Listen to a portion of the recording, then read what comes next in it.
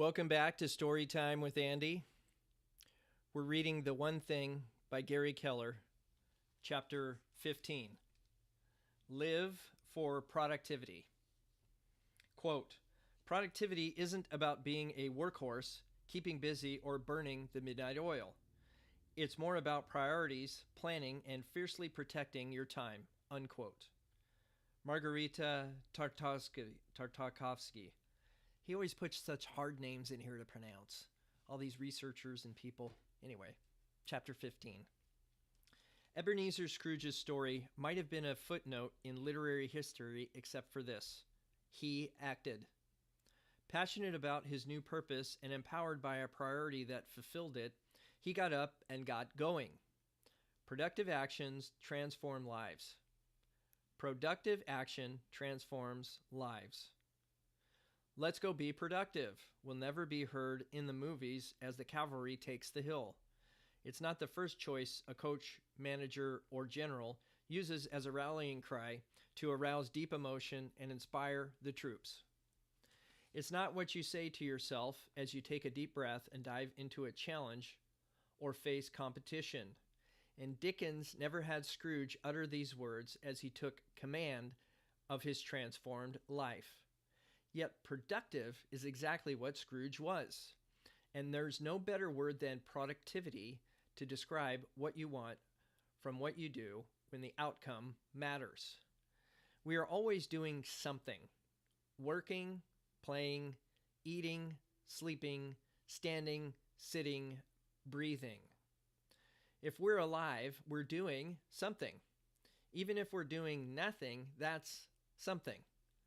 Every minute of every day, the question is never will we be doing something, but rather what that something is we'll be doing. Sometimes what we do doesn't matter, but sometimes it does. And then it does.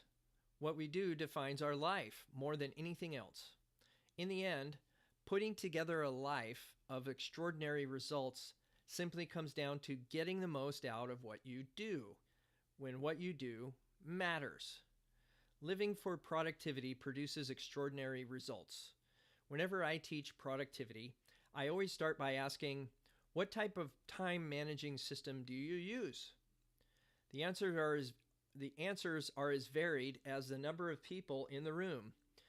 Paper calendar, electronic calendar, day timer, at-a-glance weekly planner, you name it, and I hear it. I then ask, so how did you choose yours? The reasons cited come in every shape, size, color, price, and criteria imaginable. But the students invariably describe the format, not the function. What they are, not how they work. So when I say, that's great, but what kind of system do you use? The answer is always the same. What do you mean? Well, if everyone has the same amount of time and yet some earn more than others, I ask, can we then say that it's how we use our time that determines the money we make? Everyone always agrees, so I continue. If this is true, that time is money, then the best way to describe a time managing system might be by the money it makes. So, do you think you're using the $10,000 a year system? The $20,000 a year system, the $50,000, the $100,000, or the $500,000 a year system? Are you using the $1 million plus system? Silence. Until inevitably somebody asks, how do we know? To which I reply, how much do you make? If the money is a metaphor for producing results, then it's clear. A time managing system's success can be judged by the productivity it produces. The strange thing about my life is that I've never worked for anyone who wasn't a millionaire or didn't become one. I didn't set out for this to happen, it just did. And the most important thing I learned from these experiences is that the most successful people are the most productive people. The most successful people are the most productive people. Productive people get more done, achieve better results, and earn far more in their hours than the rest. They do so because they devote maximum time to being productive on their top priority, their one thing. They time block their one thing and then protect their time blocks with a vengeance. They've connected the dots between working their time blocks consistently and the extraordinary results they seek. Time blocking. Quote, "My goal is no longer to get more done, but rather to have less to do." Unquote. Francine J. I often say that I come from a long line of lethargic people. This is usually good for a laugh, but it's also true. It seems at times that my genes just might have more in common with the tortoise than the hare. On the other hand, some of the people I work with are so blessed with the energy they actually vibrate. Amazingly, they're able to work long hours over an extended period of time and never wear down. When I try to follow suit, in less than a week, my body simply falls apart. I've discovered that no matter how hard I try, I can't use more time as my main thing to doing more. It's just not physically possible for me. So given my constraints, I've had to find a way to be highly productive in the hours I can put in.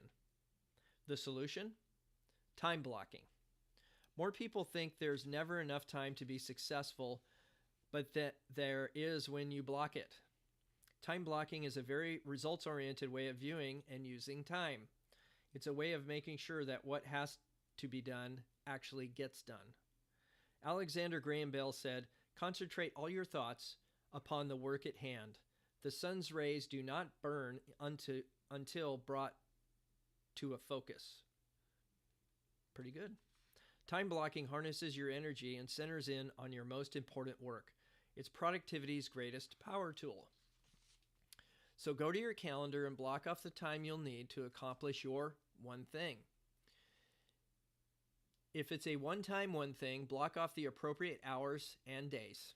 If it's a regular thing, block off the appropriate time every day so it becomes a habit. Everything else, other projects, paperwork, email, calls, correspondence, meetings, and all the other stuff must wait. When you block time like this, you're creating the most productive day possible in a way that's repeatable every day for the rest of your life. Unfortunately, if you're like most individuals, your typical day might look something like this. When you find yourself with less and less time to focus on what matters most. It shows a pie chart, a small thing, a small sliver for the one thing and a big sliver for everything else. The most productive people's day is dramatically different. If disproportionate results come from one activity, then you must give that one activity disproportionate time. Each and every day, ask the focusing question for your blocked time. Today, what's the one thing I can do for my one thing, such that by doing it, everything else will be easier or unnecessary? When you find the answer, you'll be doing the most leveraged activity for your most leveraged work. This is how results become extraordinary. Those who do this, in my experience, are the ones who not only become the most accomplished, but who also have the most career opportunities. Slowly but surely, they become known in their organization for the one thing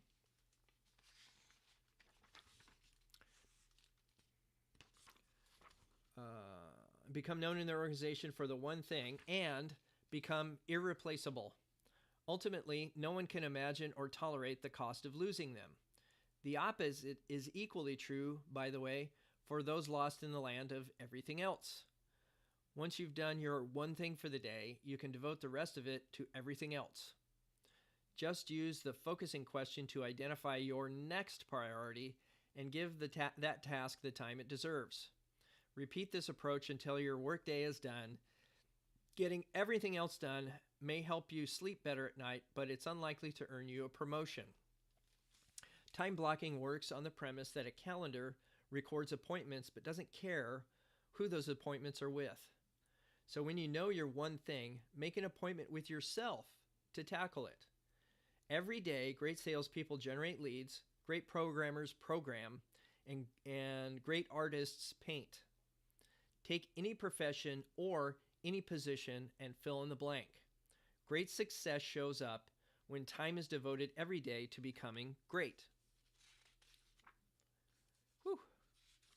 long chapter. Here we go. To achieve extraordinary results and experience greatness, time block these three things in the following order. Number 1, time block your time off. Number 2, time block your one thing. Number 3, time block your planning time. So focus on each area here. Number 1, time block your time off. Extraordinarily successful people launch their year by taking time out to plan their time off. Why? They know they'll need it, and they know they'll be able to afford it. In truth, the most successful people see themselves as working between vacations. On the other hand, the least successful people don't reserve time off because they don't think they'll deserve it or be able to afford it. By planning your time off in advance, you are, in effect, managing your work time around your downtime instead of the other way around. Never thought of it that way. By planning your time off in advance, you are, in effect, managing your work time around your downtime instead of the other way around. You're also letting everyone else know well in advance when you'll be out so they can plan accordingly. When you intend to be successful, you start by protecting time to recharge and reward yourself. Take time off. Block out long weekends and long vacations and take them. You'll be more rested, more relaxed, and more productive afterward. Everything needs to rest to function better, and you're no different. Resting is as important as working. Resting is as important as working. There are few examples of successful people who violate this, but they are not our role models. They succeed in spite of how they rest and renew, not because of it. Number 2, time block your one thing. After you've time blocked your time off, time block your one thing. Yes, you read that right. Your most important work comes second. Why? Because you can't happily sustain success in your professional life if you neglect your personal recreation time. Time block your time off, and then make time for your one thing. The most productive people, the ones who experience extraordinary results, design their days around doing their one thing. Their most important appointment each day is with themselves, and they never miss it. If they complete their one thing before their time block is done, they don't necessarily call it a day. They use the focusing question to tell them how they can use the time they have left. Similarly, if they have a specific goal for their one thing, they finish it regardless of the time. In A Geography of Time, Robert Levine points out that the most people work on clock time. It's 5 o'clock. I'll see you tomorrow. While others work on event time. My work is done when it's done. Think about it. The dairy farmer doesn't get to knock off at any certain time. He goes home when the cows have been milked. It's the time for any position in any profession where results matter. The most productive people work on event time. They don't quit until their one thing is done. The key to making this work is to block time as early in your day as you possibly can. Give yourself 30 minutes to an hour to take care of morning priorities. Then move to your one thing. I like that, morning priorities. Even though you said priorities should be priority. Anyway, I digress. My recommendation is to block 4 hours a day. This isn't a typo. I repeat, 4 hours a day. Honestly, that's the minimum. If you can do more, then do it. In On Writing, Stephen King describes his workflow. My own schedule is pretty clear-cut. Mornings belong to whatever is new, the current composition. Afternoons are for naps and letters. Evenings are for reading, family, Red Sox games on TV, and any revisions that just cannot wait. Basically, mornings are my prime writing time. 4 hours a day may scare you more than King's novels, but you can't argue with his results. Stephen King is one of the most successful and prolific writers of our time. Whenever I tell this story, there is always one person who says to me, well, sure, it's easy for Stephen King. He's Stephen King. To that I simply say, I think the question you must ask yourself is this: does he get to do this because he is Stephen King, or Is he Stephen King because he does this? That invariably stops that discussion cold. Like so many other successful writers early in his career, King had to find his time blocks where he could. Mornings, evenings, after lunch breaks. Even his day job didn't accommodate his ambition for his life. Once extraordinary results started showing up and he could earn a living from his one thing, he was able to move his time blocks to a more sustainable time. An executive assistant on her team recently transitioned to blocking large chunks of time for a project. It was stressful at first. She was continually interrupted. Email alerts pinged. Colleagues dropped by. Team members provided a steady stream of requests for her time. These weren't even distractions. They were her job. In the end, she had to borrow a laptop and book a conference room to escape drive-bys and random, non-urgent requests. But within a week, everyone became accustomed to the fact that for regular periods of time, she would not be available. Wow. They adjusted. It took a week, not a month or a year, a week. Meetings got rescheduled and life went on, and she experienced a huge leap in productivity. No matter who you are, large time blocks work. Paul Graham's 2009 essay, Maker's Schedule, Manager's Schedule, underscores the need for large time blocks. Graham, one of the founders of the innovative venture capital firm Y Combinator, argues that the normal business culture gets in the way of the very productivity it seeks because of the way people traditionally schedule their time, or are allowed to. Graham divides all work into two buckets: maker, meaning do or create, and manager, meaning oversees or deliver or direct, oversee or direct. Maker time requires large blocks of the clock to write code, develop ideas, generate leads, recruit people, produce products, or execute on projects and plans. This time tends to be viewed in half-day increments. Manager time, on the other hand, gets divided into hours. This time typically has one moving from meeting to meeting, and because those who oversee or direct tend to have power and authority, they are in a position to make everyone resonate at their frequency. This can create a huge conflict if those needing maker time are pulled into meetings at odd hours, destroying the very time blocks they need to move themselves and the company forward. Graham embraced this insight and created a company culture at Y Combinator that now runs completely on a maker's schedule. All meetings get clustered at the end of the day. To experience extraordinary results, be a maker in the morning and a manager in the afternoon. Your goal is one and done, but if you don't block time each day to do your one thing won't become a done thing. Number 3, time block your planning time. The last priority you time block is planning time. This is when you reflect on where you are and where you want to go. For annual planning, schedule this time late enough in the year that you have a sense of your trajectory, but not so late that you lose your running start for the next. Take a look at your someday and 5-year goals and assess the progress you must make in the next year to be on track. You may even add new goals, re-envision old ones, or eliminate any that no longer reflect your purpose or priorities. Block an hour each week to review your annual and monthly goals. Block an hour each week to review your annual and monthly goals. First, ask what needs to happen that month for you to get on target for your annual goals.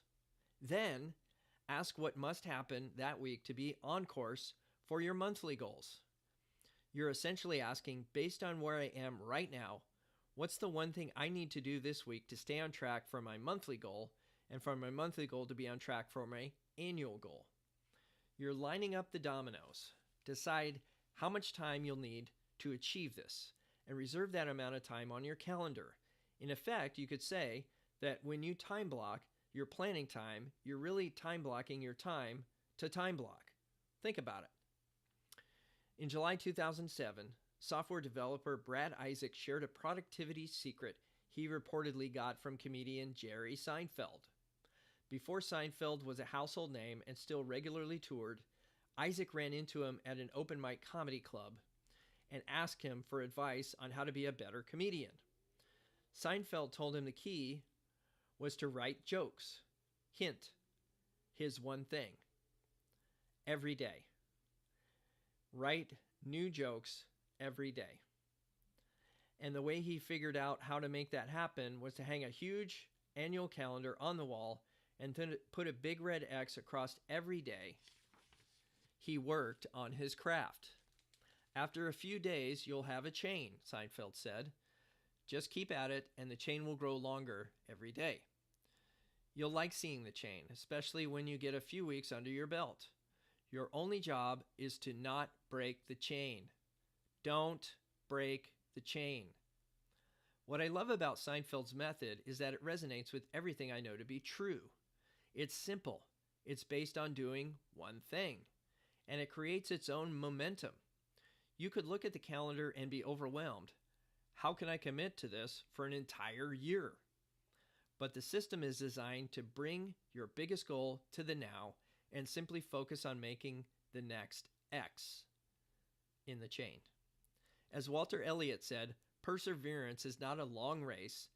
It is many short races, one after another. As you complete these short races and get a chain going, it gets easier and easier.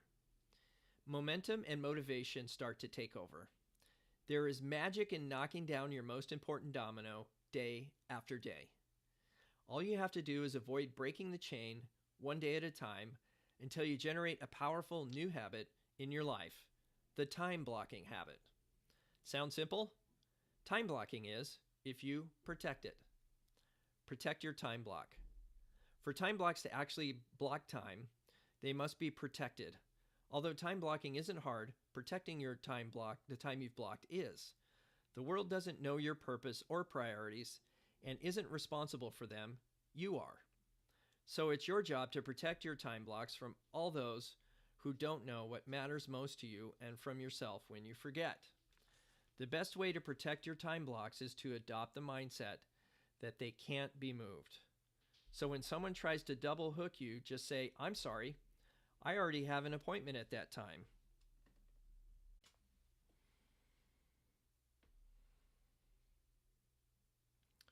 If the other person is disappointed, you're sympathetic but ultimately unmoved.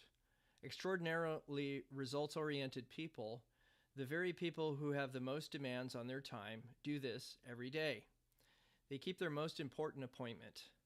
The toughest part is navigating a high-level request. How do you say no to anyone important? Your boss, a key client, your mom, who asks you to do something with high sense of urgency.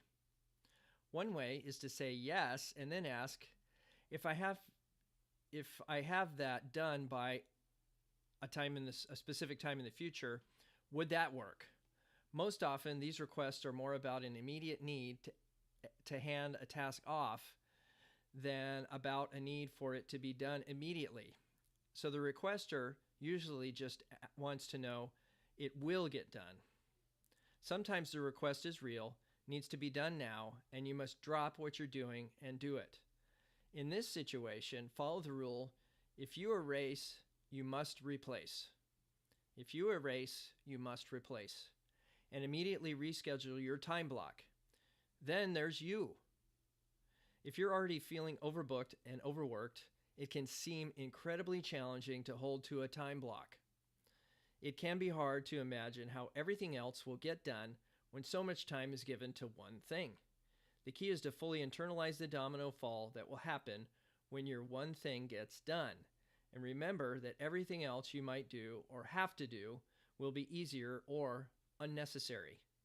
When I first began to time block, the most effective thing I did was to put up a sheet of paper that said, until my one thing is done, everything else is a distraction. Until my one thing is done, everything else is a distraction. Try it. Put it where you can see it and others can see it as well.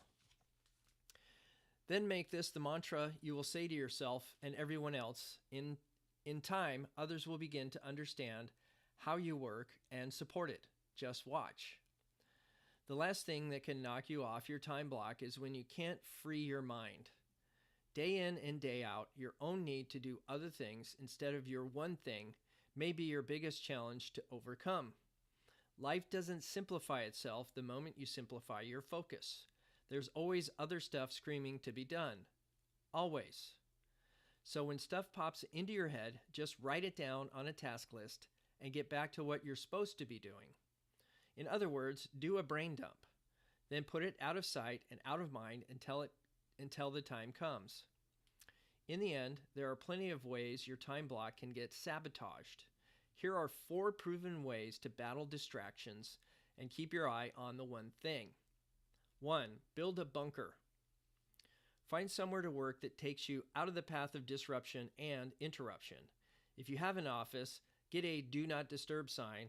If it has glass walls, install shades. If you work in a cubicle, get permission to put up a folding screen. If necessary, go elsewhere. The immortal Ernest Hemingway kept a strict writing schedule starting at 7 every morning in his bedroom. The mortal but still immensely talented business author Dan Heath bought an old laptop, deleted all its browsers, and, for good measure, deleted its wireless network drivers, and would take his Wayback Machine to a coffee shop to avoid distractions. Between the two extremes, you could just find a vacant room and simply close the door. Number 2, store provisions. Have any supplies, materials, snacks, or beverages you need on hand, and other than for a simple bathroom break, avoid leaving your bunker. A simple trip to the coffee machine can derail your day should you encounter someone seeking to make you a part of theirs. Number 3, sweep for minds. Turn off your cell phone, shut down your email, and exit your internet browser. Your most important work deserves 100% of your attention. Number 4, enlist support. Tell those most likely to seek you out what you're doing and when you'll be available. It's amazing how accommodating others are when they see the big picture and know when they can access you. If, ultimately, you continue a tug of war to make time blocking take place, then use the focusing question to ask, what's the one thing I can do to protect my time block every day, such by doing it, everything else I might do will be easier or unnecessary? Big ideas summary for this chapter. Number 1, connect the dots. Extraordinary results become possible when where you want to go is completely aligned with what you do today. Tap into your purpose and allow that clarity to dictate your priorities. With your priorities clear, the only logical course is to go to work. Number 2, time block your one thing. The best way to make your one thing happen is to make regular appointments with yourself. Block time early in the day and block big chunks of it, no less than 4 hours. Think of it this way. If your time blocking were on trial, would your calendar contain enough evidence to convict you? Number 3, protect your time block at all costs. Time blocking works only when your mantra is nothing and no one has permission to distract me from my one thing. Unfortunately, your resolve won't keep the world from trying. So be creative when you can be, and firm when you must. The time block is the most important meeting of your day, so whenever it takes place, to protect it is what you have to do. The people who achieve extraordinary results don't achieve them by working more hours. They achieve them by getting more done in the hours they work. Time blocking is one thing. Productive time blocking is another. So that's chapter 15 in The One Thing by Gary Keller. Man, that was a powerful chapter. In fact, there's a lot in there that I could see implementing. I'd never thought I've done time blocking before, and I do list building, task lists that distract me during the times that I'm productive. But this idea of time blocking and shutting everything off for 4 hours would be a huge change, a huge difference in how I do things. And so that would require a lot of shuffling around and rescheduling. So that's something I'm going to have to give some further consideration and plan for. First, my time off, then my one thing time, and then my planning time. Okay, Great. So slap a thumbs up if you like this chapter. Leave a comment below with what you learned, and make suggestions. What books do you want us to read next? Hope you're well, and peace to your house. Have a great day.